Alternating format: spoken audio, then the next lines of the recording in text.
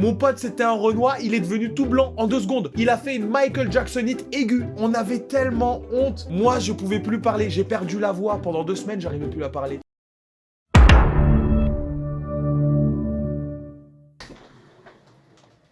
Bonjour. Salut à tous, j'espère que vous allez bien. Aujourd'hui, ça faisait longtemps, on repart pour une Pandaman Story. Je vais vous raconter le jour de ma vie où j'ai ressenti la honte la plus intense. En vrai, il n'y a pas qu'une seule fois où je me suis senti le plus malaisé de toute ma vie. Et je pourrais vous raconter des tas d'histoires. Mais aujourd'hui, on va se concentrer sur une spécifiquement. Et toi, dans les commentaires, n'hésite pas en termes de soutien à me dire aussi quelle a été ta plus grosse honte. Que je sois pas le seul à souffrir. Et si jamais tu veux que je fasse un épisode 2, une autre Pandaman Story, tu sais quoi faire. Petit pouce bleu de l'amitié et du bonheur. Et des petits poneys polypocket. Allez, calme-toi, raconte ça comme si c'était des potes. On a tous subi un jour la plus grosse honte de notre vie. Et je vais pas vous mentir, ça m'est aussi arrivé. Contrairement à certains d'entre vous, j'ai jamais glissé sur du caca, ou tombé dans les escaliers, ou encore pris l'escalator à l'envers. Si, mais c'était pour faire une course avec mon frère. On s'amusait. Ça s'est bien fini, d'ailleurs j'ai gagné. Mais je pense qu'en termes de honte, on est quand même sur un niveau un peu plus supérieur. En général, je pense que la plupart des gens ont peur de se taper la honte à l'école ou au travail. C'est le genre de truc où... Je viens de me souvenir d'une anecdote. Vas-y, c'est cadeau, c'est bonus. Un jour, j'étais là en cours de mécanique même. Et j'avais les jambes croisées, tu vois. J'avais posé ma cheville sur la cuisse de mon autre jambe. Et je travaillais tranquillement en mode détente. Et là, j'ai le pote derrière moi qui me tape sur l'épaule et qui me fait hey, Panda, il y a un truc qui sort de ton pantalon. Alors non, je vous arrête tout de suite, c'était pas ma bite. J'aurais aimé, mais c'était pas ça. Enfin non, c'est pas... Attends, c'est pas que j'aurais aimé que... Ah là là, je m'égare. C'est que si jamais elle était aussi longue, bah ça peut pas faire de mal. Quoique, si tu cours et que t'as pas de caleçon, ça frappe dans... Si, ça peut faire mal. Mais c'était pas ça le sujet. Et du coup, je regarde mon pied et effectivement, il y avait un truc en tissu qui dépassait de mon pantalon. Je dis, c'est bizarre ça, tu vois. Je commence à tirer, tiens, on était en cours, hein. Il y avait tout le monde autour, le prof qui se baladait dans les allées, sans aucun souci, tu vois. Je tire sur le truc en tissu, je le sors de mon pantalon, je regarde, c'était mon caleçon. Alors là, tu vas me dire, mais comment c'est possible que ton caleçon il sorte de ton pantalon? Tu sais, quand tu rentres chez toi, que t'es crevé, tu retires tes vêtements, tu retires tout d'un coup, tu retires ton pantalon, ton caleçon, tu retires tout. Et des fois, le caleçon reste coincé dans le pantalon. Et moi, évidemment, comme je suis un mec propre, tous les jours, je change de caleçon. C'est vrai que le pantalon, ça m'arrive de le mettre 2-3 jours, 4, 5, une semaine peut-être sans le laver. Non, peut-être pas, faut pas déconner. J'avais pas vérifié s'il y avait un vieux caleçon à l'intérieur. Et apparemment, il y avait un vieux caleçon à l'intérieur. C'était bonus, celle-là, voilà. Je suis l'homme qui ramène des vieux caleçons dans son pantalon et qui les sort en cours de méca. Aucun souci là-dessus. Passons à la véritable anecdote maintenant. Ça s'est passé à l'époque où je vivais à Londres pour perfectionner mon anglais qui n'existait pas. C'est-à-dire, en vrai, c'était vraiment pour apprendre à parler anglais. Est-ce que ça a marché? Ok Google, how are you? Il a pas l'air de comprendre mon anglais. Mais c'est parce que c'est un anglais du sud. Attendez, je fais un autre accent. Ok Google, how are you? Ok Google. Ok Google. Ok Google, me laisse pas tout seul, je fais une vidéo. Ok Google. Ok, ta mère la chauve. Même en français, il me reconnaît pas. Tu sais pas c'est qui ton maître, ok Google? C'est moi ton maître. Et du coup, pendant cette période où je vivais à Londres, je faisais un petit boulot pour pouvoir survivre, payer mon loyer et manger des pâtes. Essentiellement des pâtes. Je travaillais dans une cuisine d'un grand restaurant et je frottais les casseroles. Alors je peux vous dire que c'est sûrement le taf le plus difficile que j'ai jamais fait de ma vie. T'es là, tu dois frotter des casseroles et ça arrive à la chaîne. Hein. Les cuistots, ils s'en battent les couilles. Hein. Ah, le cuistot, il fait cuire un brocoli, une casserole sale. Ah, il s'en bat les steaks. Des fois, tu sais même pas qu'est-ce qui fait cuire dedans, y a rien, tu dois quand même laver la casserole, ça foutait le seum de fou malade. Franchement, j'avais le seum. Et je m'embrouillais avec tout le monde. Les cuisiniers qui venaient me casser les couilles à chaque fois. Ouais, elle est pas bien nettoyée celle-là. Pourquoi il y a de l'huile? Ça c'est dégueulasse. Et moi, j'allais pas me laisser faire, je m'embrouillais parce que moi, je savais que j'avais nettoyé du plus profond de mon cœur cette casserole. Le problème, c'est que je parlais pas anglais, du coup, je m'embrouillais à ma façon. Hey, you don't say I don't clean. I clean this. Fight you with the casserole. Hein. C'est toi ta mère la pute, ouais. Sur la vie de Wham, il parlait trop mal. En fait, on était considérés comme des chiens parce qu'on était des étrangers qui venaient à Londres et on faisait n'importe quel type de taf. On descendait les poubelles, on nettoyait les poubelles, tout à base de poubelles, tu vois. Et les cuisiniers ne nous respectaient absolument pas, malgré qu'on faisait un travail très difficile. Can you clean here? Can you clean here? Can you clean here? Can you clean here? And now you stop to say do, ok? You're not my boss. T'es fou, toi, je vais t'enculer, ouais? J'avais le seum, beaucoup le seum. Et du coup, je cherchais intensivement un autre job où les gens pourraient me respecter un minimum et où j'aurais pas à tremper mes mains dans de l'eau bouillante pour pouvoir retirer tout un tas d'huile sur des casseroles qui venaient à la pelle. J'ai cherché et je ne trouvais absolument pas. Avec mon niveau d'anglais, je ne pouvais rien faire à part nettoyer des cuisines. Et c'est là que j'ai fait la rencontre d'un mec qui venait d'emménager dans ma share house. C'était un Français qui était vraiment sympa. Avec lui, on rigolait, on a fait les 400 coups. 400 coups, c'est vieux comme expression. On dit quoi maintenant quand on est jeune? On a tout niqué. Dès qu'il y avait un truc à faire, on était là, on le faisait. Et ce mec-là, j'avais de l'admiration pour lui. Parce qu'à l'époque, j'étais un mec assez timide. Enfin, surtout avec les filles. Et lui, c'était Will Smith dans le film Hitch. Il était beaucoup trop chaud. Il était capable d'obtenir le numéro numéro de téléphone d'une top modèle qui de base était même pas intéressée par les hommes. Tu vois à quel niveau le mec était au-dessus? Et évidemment, j'étais devenu son poulain. Je crois qu'on s'égare parce qu'à la base, je devais vous raconter le travail. Mais vous inquiétez pas, de fil en aiguille, on va y arriver. Et à chaque fois que je sortais avec ce mec-là, on se faisait des petits jeux. Il voulait m'aider à vaincre ma timidité. Et pour ça, quand on sortait dans la rue, il me demandait souvent d'aller essayer d'aborder cette fille ou cette fille. Et d'essayer au moins d'avoir un sourire, voire un numéro de téléphone. Et ce jeu était vraiment sympathique. En plus, il nous permettait de faire des connaissances. Et après, on est devenus amis avec pas mal de personnes. Et ça m'a vraiment aidé concernant la timidité. Ah, maintenant, je vois une femme dans la rue, j'y vais, salut, tac, tu veux un whisky coca? Ouais, mais il est que 11 h du matin, t'inquiète, viens, on va au Buffalo, je te paye des wings. Et c'est réglé, tu vois. Tout se règle avec des wings.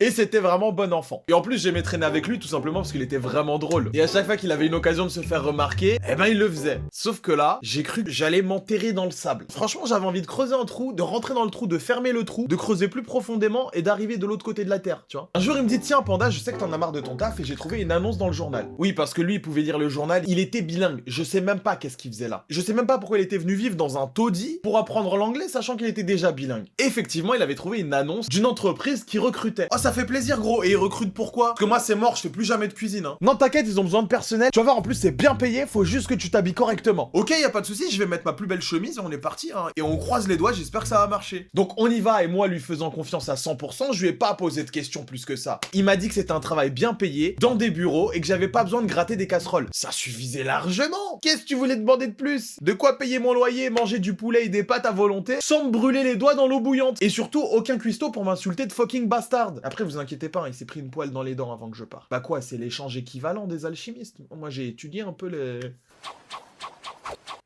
Non, ça c'est les ninjas? Ok. Vient le jour de l'entretien d'embauche. On arrive devant le bâtiment, on se présente. Je trouvais que c'était vraiment classe. Au rez-de-chaussée, il y avait des hôtesses d'accueil qui étaient là pour nous accueillir. Ce qui est totalement logique en fait.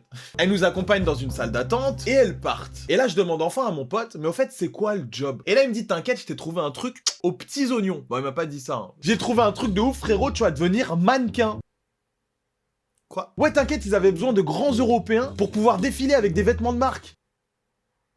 Quoi? Gros, tu fais 1m85, c'est tout ce qu'ils demandent. T'as juste à porter des pantalons et des chemises et tu vas te faire des couilles en or. Des couilles en or, genre, je pourrais m'acheter un iPad après. Mais mec, tu pourras t'acheter l'iPad et la meuf qui vend l'iPad. J'avoue, c'est pas mal. Tu leur as dit je parlais pas anglais? Je leur ai dit t'avais un anglais beginner. Sauce Biggie? Biggie Mac? C'était la merde. En leur téléphonant pour proposer ma candidature, il avait dit que je parlais anglais. Est-ce que je parle anglais? Oui, maintenant. Avant? Non, pas du tout. Frère, je savais même pas ce que ça voulait dire beginner. Qui sait pas ce que ça veut dire beginner? Mettez-le dans les commentaires de la vidéo. Et allez faire un tour à Londres, vous allez vous taper des barres. Sans doute les meilleures histoires de votre vie. Et on a même pas eu le temps de finir la conversation qu'il y a une femme qui arrive dans la pièce. Je sais pas, elle devait faire au moins 1m80. Elle était comme ça. C'est pas qu'elle ressemblait à un petit doigt, hein, mais elle était vraiment mince. Magnifique. Hello, so why you wanna do this job? I want to work with... you, I need money. Okay, so please can you fill the form and tell me your size, please? Ça, je connais. 1m85, 185. La forme, à Decathlon, à fond la forme. Mais finalement, tout s'est bien passé et j'ai commencé à remplir son document. Et là, elle nous fait passer dans une autre salle d'attente. Il y avait plusieurs sièges et en face de nous, il y avait 2 secrétaires à leur bureau et une autre assistante un peu plus jeune qui se baladait un peu partout en faisant des photocopies et d'autres trucs que je sais pas du tout ce qu'elle faisait. Et du coup, en attendant, moi et mon pote, on commence à parler. On savait très bien qu'en parlant français, personne pouvait nous comprendre. Et du coup, on n'avait pas honte de lâcher des mots en pleine rue, genre « bite »,« elle est trop fraîche »,« j'ai enculé un chameau », tu vois. Et on commence à parler, je demande à mon pote pourquoi il m'a vraiment amené à cet entretien d'embauche. Et lui, son but, en fait, c'était de m'amener là-bas pour qu'il puisse draguer des top modèles après. Bon, c'était un pote, mais il a pas oublié ses propres intérêts non plus. Je dis, écoute, gros, t'es un peu un bâtard, mais si ça marche, respecte, rostec. Je t'offre un steak, frérot. Et du coup, on commence à parler de la femme qui nous a accueillis juste avant. Je commence à lui dire qu'elle était vraiment jolie et que ça se voyait que c'était une boîte qui travaillait dans le mannequinat, mais que jamais elle était accessible pour des gens comme nous. On était pauvres, quoi. Et lui, il m'explique qu'avec un petit sourire, une petite blague, ça peut passer, que même si la femme est super jolie et très cultivée, avec un bon feeling, on peut toujours y arriver. Les gars, lâchez pas l'affaire. Je sors de cette vidéo et de mon personnage pour vous dire lâchez pas l'affaire. Le pouvoir est en vous, les gars. N'abandonnez pas. Si jamais tu te prends un râteau, bah tu t'en serviras pour jardiner. Mais lâche pas l'affaire. Et je lui dis ouais, c'est vrai, t'as raison, et de toute façon, je savais qu'il était capable de tout. Mais alors que je lui disais que la femme qui était venue juste avant, je la trouvais magnifique, lui, il me dit qu'il préfère plus les femmes en chair. Et c'est là que c'est commencé à partir en couille. Attention, les prochains propos ne sont pas les miens. Je vais rentrer dans le personnage de mon pote. C'est parti. Non mais Panda, moi j'aime pas les mecs, moi je veux des femmes en chair, tu vois, des trucs où tu peux t'accrocher, tu vois. Sinon c'est un ficello, je vais pas sortir avec un ficello. Bah, par exemple, tu vois la meuf là qui est en face de nous là, qui travaille dans la jeune là, qui travaille avec les secrétaires, elle, tu vois son boule, il est parfait mon gars, je l'attrape comme ça. Tu vois, on peut gigoter, c'est comme des poignées, les poignées d'amour, c'est pour l'amour. Attends mec, je crois qu'on parle un peu fort. Viens, j'ai compris ce que tu voulais me dire, mais viens, on baisse un peu d'un ton. T'inquiète frérot, t'as oublié, on est en Angleterre, il parle pas français, t'inquiète pas. Mais moi, son boule mon gars, ah là là, j'ai envie de croquer dedans comme un cheeseburger. Vous savez ce qui va arriver. Là, t'as la jeune secrétaire qui nous regarde tout d'un coup, et là, je comprends que c'était fini. Là, je comprends que j'allais vivre la plus grosse honte de toute ma vie.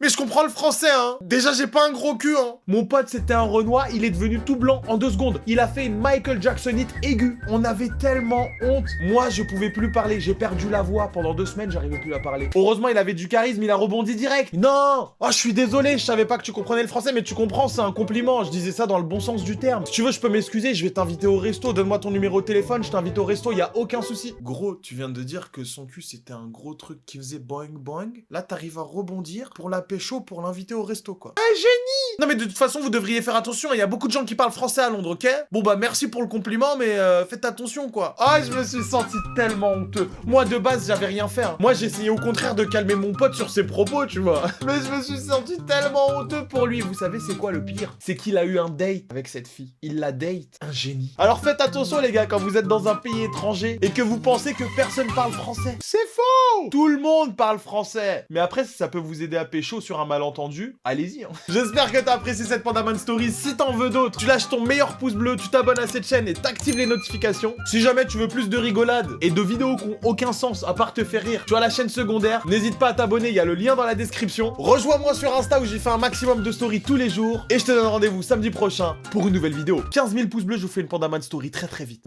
Bah, la prochaine, et on adore les femmes, qu'elles soient maigres ou pas. À plus.